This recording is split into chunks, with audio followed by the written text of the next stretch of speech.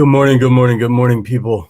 Uh, Not gonna be super jazzed today. Um, Usually a lot more active than this.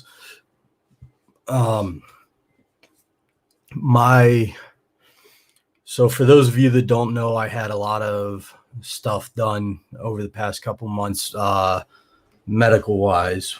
One of those was a implant for my heart. Um, Last night into this morning, I feel like I am having a heart attack. Um, Last night was the worst, so I didn't get much sleep. Uh, Arms are hurting. It's gonna be a rough day. I'm probably gonna do this show, and then I'll go take my daily nap, and then I'll get a couple hours out in the shop, and then I'll go from there. As you can see, another issue where I smacked my noggin, and we'll get that taken care of, I guess. So it's a rough day. It's a rough day, but we're here. We're with you. We're gonna take some questions. We're gonna take some comments. We're gonna talk about a couple things. I'm gonna show you a couple things that I'm going to do for some gnomes for my wife's gnome business. I'm going to design a couple things, and I'm going to show you how I program the cut for a diode laser in fabric. Okay. So nothing spectacular, but also pretty good show, I think. So one of the comments was, Tim, sorry I can't hang out today. Gym and shop time are calling my name. Man, you got to get that shop time in. You got to get that gym time in. Get yourself straight, and your day will fall into place. I love seeing that stuff. I love seeing people make themselves better, and that kind of leads into the topic of today. One of the questions I got from last week was, what is your most wanted skill to learn? And right now, as it pertains to CNC routering, there are two types of skills that I really want to learn that I haven't mastered, and B, I haven't tried on the one.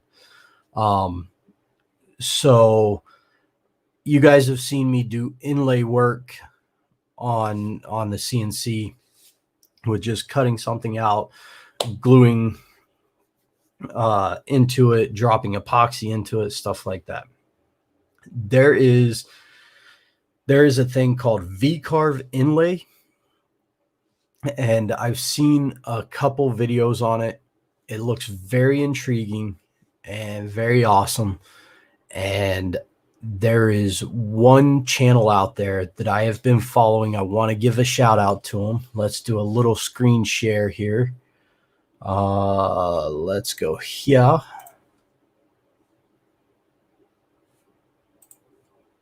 And here. And we're going to go here. Okay. So this is Broen Wood.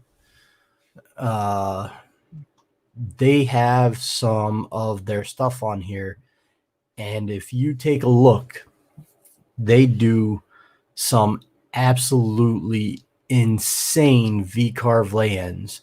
If I could get a day of tutoring from this individual, I don't know who owns the channel. I don't know what their actual woodworking day looks like. I don't actually know exactly how they do this. I have a really good idea, but I don't actually know how they do it. And I would love to see how to do this. This samurai inlay is phenomenal. It's craftsmen like this that really show me how poor my skills are and how much I have to improve. And let me tell you, if you're not improving, you're not doing it right. Look at these cutting boards. They're works of art on top of being a part of the culinary experience, And I know I'm getting kind of jazzed and uh little odds and ends stuff here, but I mean those those assemblies are just amazing.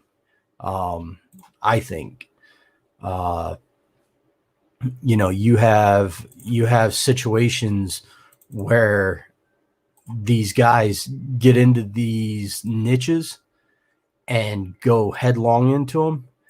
And I'm telling you right now, as soon as I can figure out how to do what that man is doing, I'm making my wife and my family some cutting boards just to show off my skills and have them see that.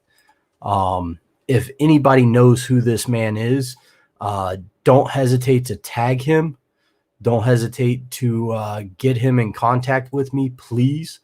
I would love to see something transpire between us. I'd love to have him on the show. This is just one of those things where um, the guy has a skill that it boggles my mind. I can't say enough about this guy. Um, and I know I'm being a little fanboyish or whatever you want to call it, but the fact of the matter is I genuinely can appreciate what this man brings to the table as far as his skill. I mean, if you we're not going to watch the whole video, obviously, because it would be copywritten, um, and it's his material. But I want you to see the different layers that this man does. And this is a skill I have no concept of how he goes through his design process, and I want to learn because this is something I want to learn. Um, He's doing just a simple multi-layer glue up.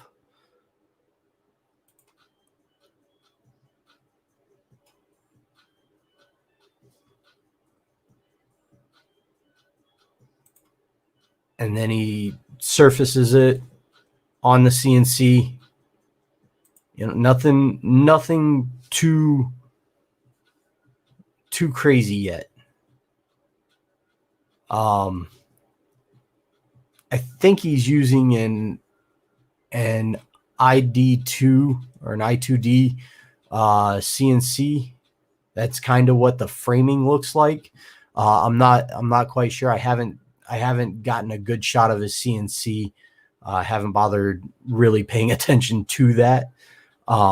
Just for the simple fact that I get mesmerized by what he is doing. Look how thick this cutting board is. He's going in with a V-bit or a ball nose end mill and actually carving that out.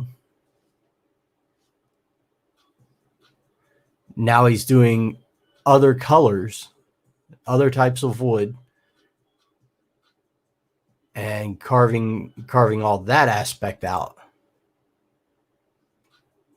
And I don't know, I may be overthinking this, but I'm just amazed. Literally, words cannot express how I think this guy's cutting boards are. I mean, I'm just mesmerized by his whole setup.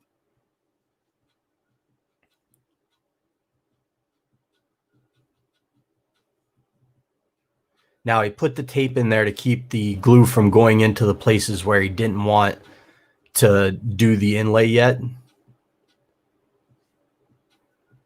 And he's just pushing glue in and around.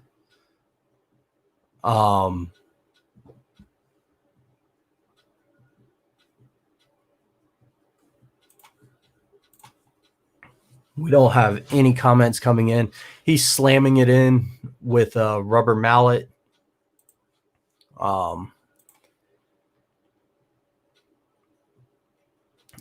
Now, my theory is he's doing the tape for the simple fact that he didn't want the glue.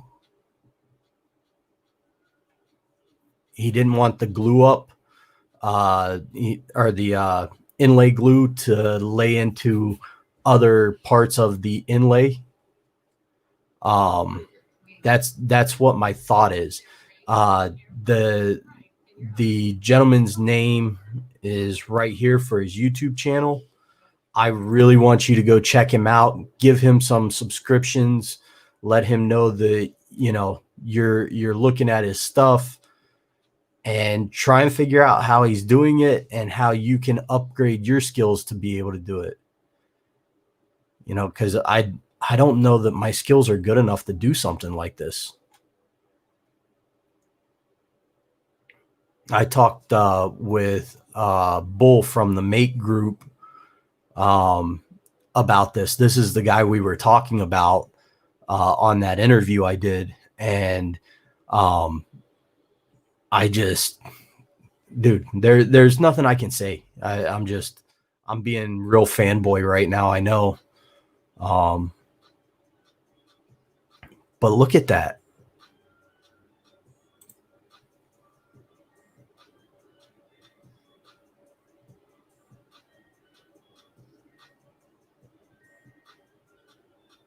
Different kinds of wood inlay. He's got some carving going on.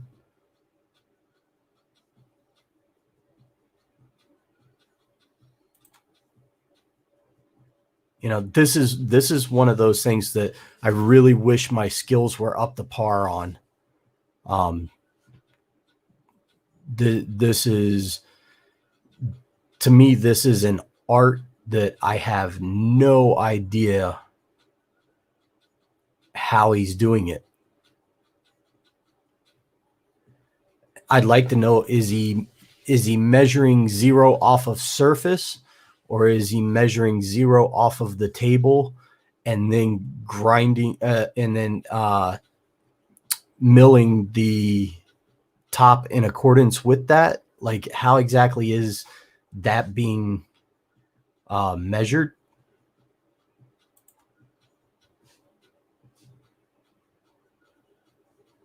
Okay, there we go. That's exactly what he's doing with the tape, is doing he's blocking off the different areas so he doesn't get glue into the openings. And the reason being, he doesn't want glue in there dried, blocking the actual inlay. So now he comes back with different kinds of wood.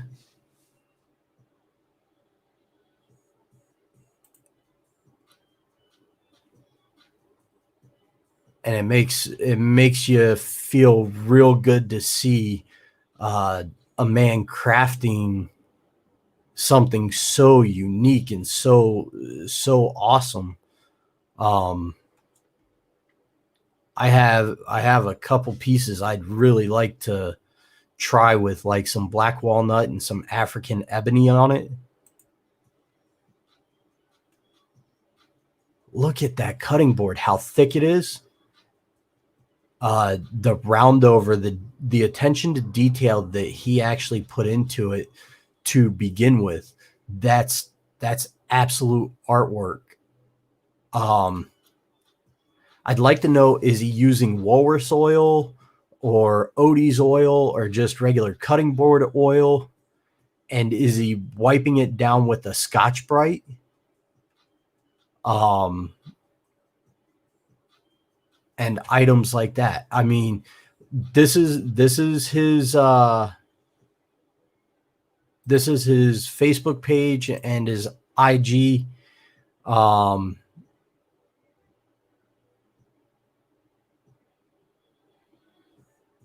And then there's his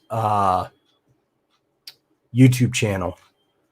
So you guys go over, give him a like, tell him you saw his stuff over at Coffee and Cuts with Chris in the morning. That's amazing. Okay, so enough on that. That's one of the biggest skills that I want to learn in 2021 is V-carve inlaying for cutting boards and designs. My next one is I want to up my 3D carving game, and the 3D carving game is amazing. But there is a channel that I always watch. I want you guys to go out and watch them. Pick out what they're doing in their videos. It is a Russian family, but they have some stuff, and they have a ton of videos. I mean, I've been watching their channel for years, but they do all kinds of different carves, 3D carves, and stuff of that nature. That is just beautiful. And some of it they do 3D work, they do 2D work, but some of it they use a rotary axis for, and then some of it they use a just a layout on a 3-axis. But one of the things that really got me was the way that they create their buildups. Okay. Here's an actual frame, and then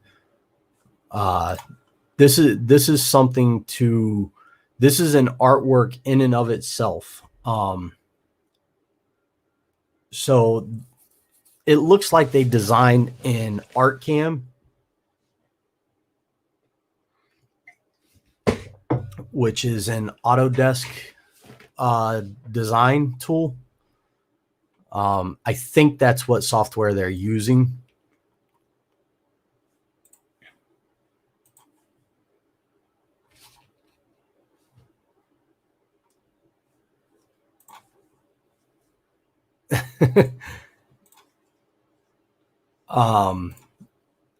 So when they do their corners, notice how they actually split the corners. Now, this is actually where I learned how to make my deep wood slabs to carve. Okay.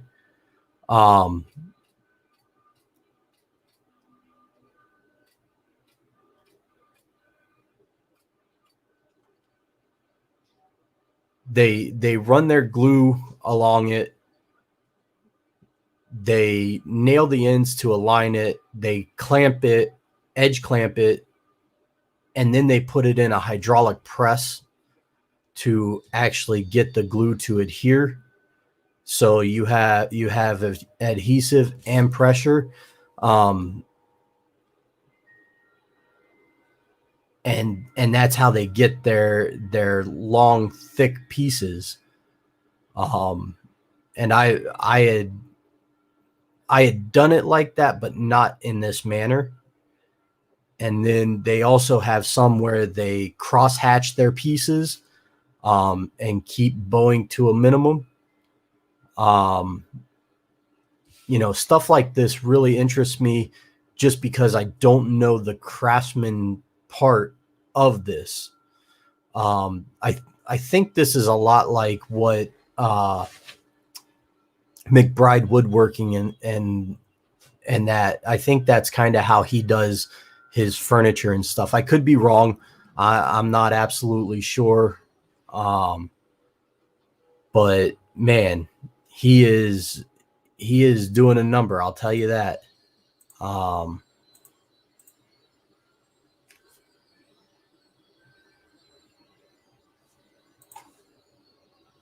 And so when they do this, they're applying side pressure.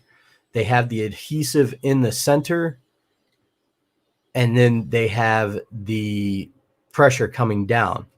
And what that creates is a channel for a deep groove. Look at the size of the tooling on the machines that they use. They always zero off of the same spot, off of the same height. And one of the things that I learned from these guys, they have a trick. Notice this is mounted from the back to spoil boards. And a lot of people don't understand how to clamp. That's one of the things I love about this group is they have their boards, they have clamps clamping down a spoil board, and then they have sacrificial boards on top of their spoil board to mount their parts to. So you need some major Z clearance for stuff like that. We talked about the rack and pinion machines, but look at the traverse on this. Look at the designs that they get. And this is just going to be a huge picture frame, but that's what goes into it. I mean, that's what you have to do. So now they're putting in, it looks like a biscuit joiner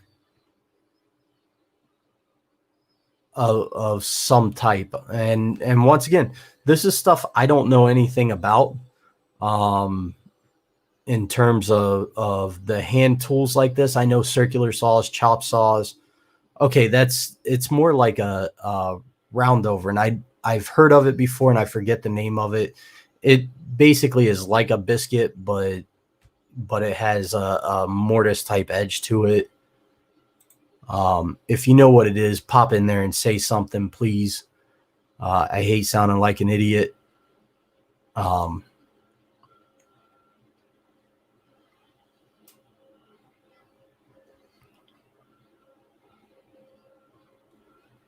So they put pocket holes in the back. So they have their joints here and then pocket holes in the back to tie everything in.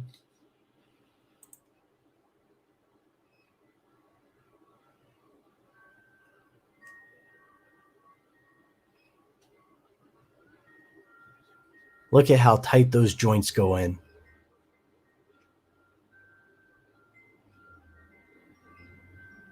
They don't over tighten it. That's where a lot of people make some mistakes, is they over tighten, crush the wood fibers. Nothing aligns right. Now they're going in. This is just a wire wheel system on a drill arbor. And they go in and wire wheel. He's actually hand scraping. Check this out. They hand scrape detail after it's all said and done. But look at that joint. You put some type of bonding agent in there, and you're going to end up with an absolutely flawless and beautiful frame. But that's what makes this stuff. That's what makes this stuff so awesome. And they can make 5,000 of those exact frames if they want. And that's what it's all about to me. Here's a video showing. This shows a really cool mounting. So this is CA glue with accelerator. They CA glue it to the edge. And then they use those sacrificial blocks to nail down the part as a way to hold material when you don't have an area to clamp. Like if you're going to actually cut a whole board like that, that's an easy way to make a full adjustment or a full clamp. I'm sorry. It takes time. You got to figure this stuff out. But I got a lot of people that sit there and complain about my spoil board. Look at their spoil board. Theirs I think is worse than mine. But that's what it's made for. That's what we do it for.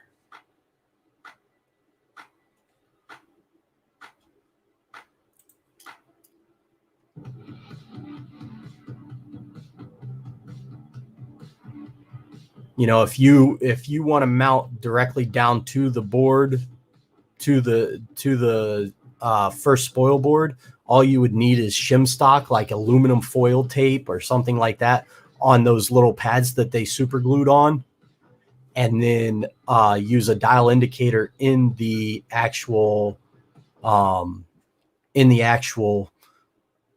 spindle head, and you can dial indicate the surface of the wood to make sure you're within a couple thousandths of level, and that'll keep you from getting too many low spots in that. So, but those were just some things those were two of the setups that I really wanted to show. These things, to me, these things are awesome. I love seeing this stuff. I don't, as I said, I don't look at things through the prism of teach me how to do this. I look at it as I need to learn how to do it. I guess I hit my face pretty good too. I just noticed that. Sorry, guys. My face is all swollen from where I hit it. Anyhow, I enjoyed the journey of getting to the final product, not the final product. So to me, those two aspects are what I really want to work on in 2021. I hope to really move forward in learning those two aspects of my craft. Somebody made a comment about they wanted to know what the longest carves you've done were, and I posted up about it, and they were like, "Oh, I could do it faster," or something, or "That's too long. There's no reason for that." Well, there is a reason for that. That reason is I don't focus on 3D carves. I had a carve, it took like 47 hours, and it could have been done better. It was when I first started learning a new software. It was when I first started learning 3D carving. Just the whole thing in general, it was really rough to learn. And as I started to learn, I got better at it, but I got to keep working at it day in and day out, and it costs. You're going to learn this skill. It's going to cost you thousands of dollars. I've got thousands of dollars wrapped up in the machine. I've got more thousands of dollars wrapped up in the materials, and I got more thousands of dollars wrapped up in the tooling.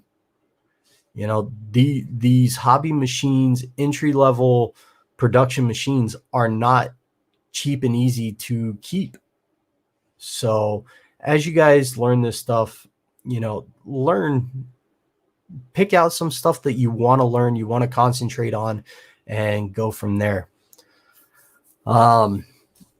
So that was kind of the big question I took away from last week was, what was the skill that I most wanted to learn? And that right there, the jointed 3D carving is awesome.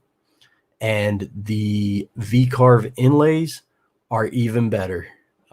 Those two things, I could sit there and watch those videos all day long, every day, just picking up little minute details on what these people are doing to make their craft so awesome.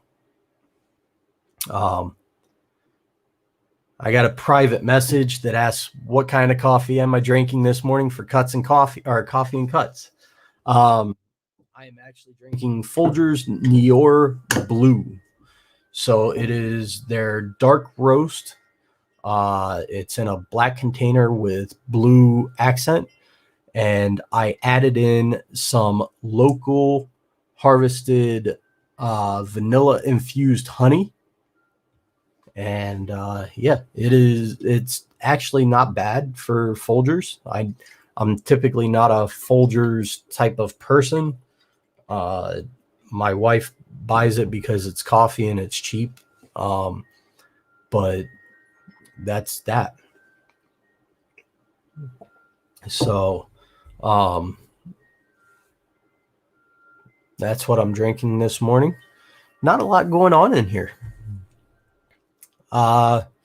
Private message asking, how did my show go this weekend? So I was at Winter in the Woods at Dunkled Acres in Southeastburg, Pennsylvania.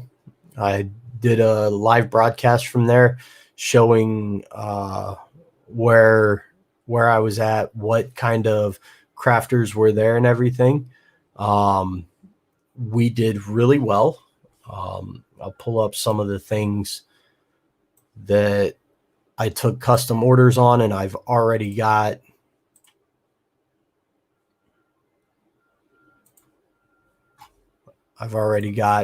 them slated for cutting today. So we got some of our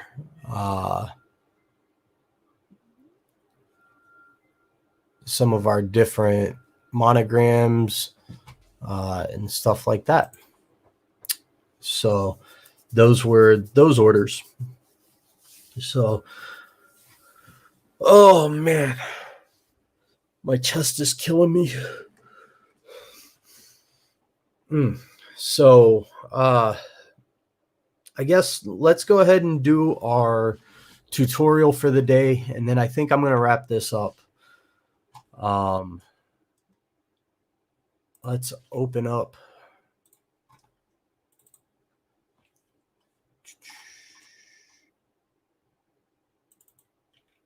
VCarve. I'm loading up softwares right now. Okay. So first thing I've got to do is I've got to find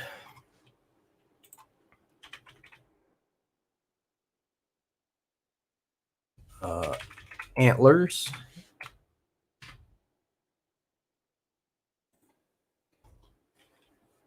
So let's go to share screen. Antlers. So what? Okay.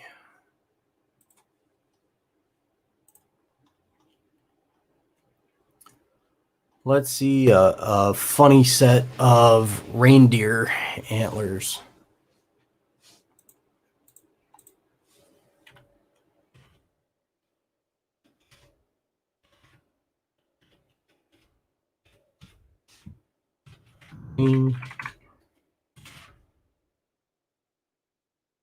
Antlers.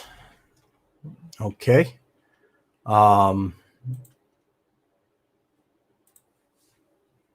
Drawing images. Let's find an image.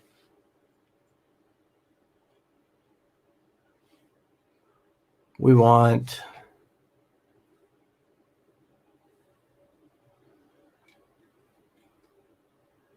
something kind of crafty, something kind of funny.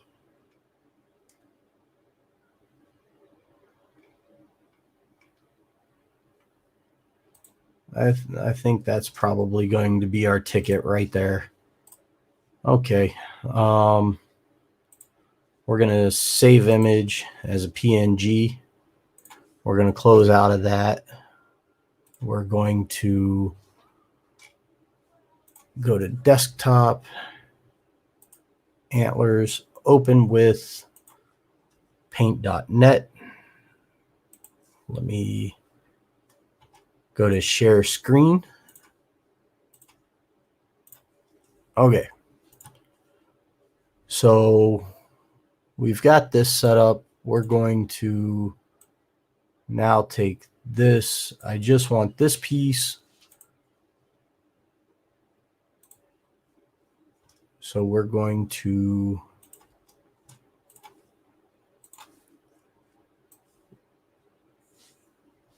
move this like that. Okay. So now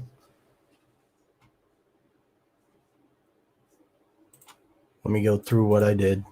I just go up here. I go to the rectangle tool, pull a square around it or a rectangle around it. I go to image, crop selection. That gives me that. We go to selection tool. We're going to resize it. We're going to go to 300. We're going to make that 5 inches, very blurry.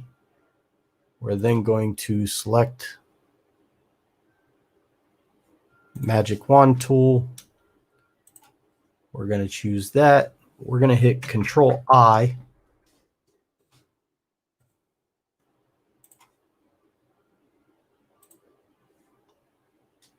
Okay. We're going to select the eraser tool. 500. Erase the background. Control I. We're going to go to paintbrush. Make that all black. We're going to save that as a JPEG.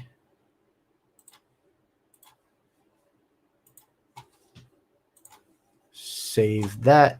We're now going to share screen, bring that in, create a new file. We only need like a 6 by 6 by 0.2.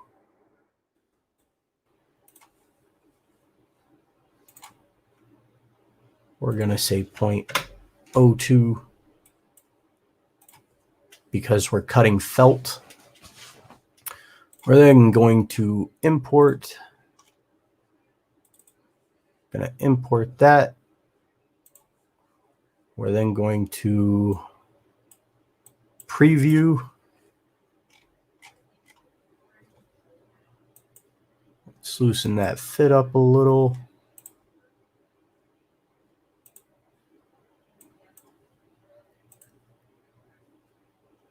Let's tighten that fit up a little. Oh, that's bad. Okay. All right. We can delete that. Now we'll do a vector validate. We'll close that. Make sure everything is closed. We're going to change to Bezier curve. Bezier. Okay. That's all cleaned up and ready to go. Now I just need to actually size it for what we got. So give me 1 second. And I am going to grab a gnome.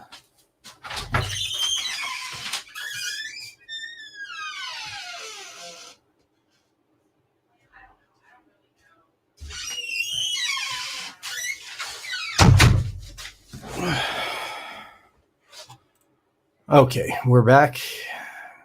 We got, this is one of the gnomes that I already did. I don't know where I put the antlers whenever I made them. I don't know what happened there. So now I don't have my tape measure in here. Yes, please.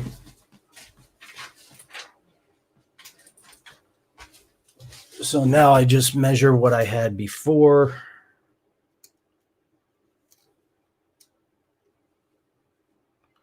About 5 inches. by 3 inches.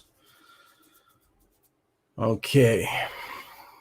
We'll bring that up. We're going to change our work size to 3 inches, 5 inches.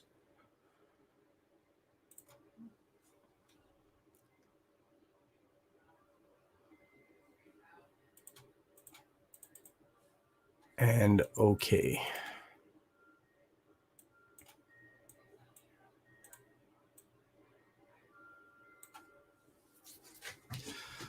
So now we translate that to 5 inches by 3 inches.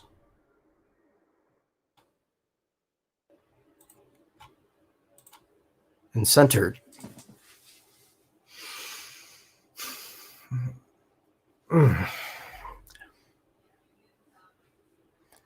Okay, we're going to go to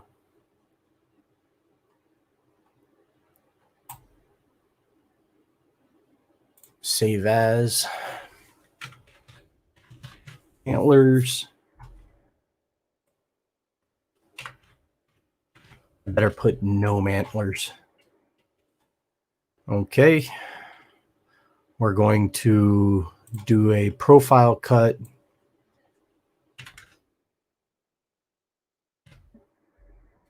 O2 100% power, close on, calculate. There's that.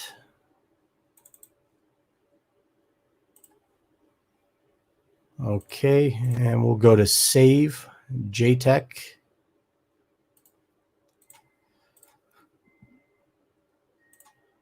Save toolpath. Antlers. And save. And that's how we do it, man. All right. So with that being said, I am going to wrap up this morning coffee and cuts in the morning with Chris. You guys got some information from me. We went through a tutorial. Pretty excited about everything. Let's keep this rolling. And I hope to see you guys tomorrow. Tomorrow's a big day. We got my wife, Kimberly. She turns 61. No, I'm joking. I'm already trying to make her older than she is. She has her birthday tomorrow, so we are excited about that. I will prompt you, just poke a little fun at her, tell her she was born in a different decade, and she was a cradle robber. I always joke with her, we're almost a year apart exactly. We're like 11 months and 20 something days, 21 days apart, something like that. And it's funny because she was born the 24th in 79 and I was born the 17th in 80. So we bust each other's balls about it. Just sitting there, I tell her she was born in a different decade. She's robbing the cradle. A decade is 10 years, babe. You know. So if you guys get a chance, wish her a happy birthday for tomorrow. And you know, we gotta get her on here to talk about her experiences as a CNC company owner that doesn't really do anything with CNCs. So maybe that's a show. All right. I hope you guys have a good day, and I'll talk to you later. Peace.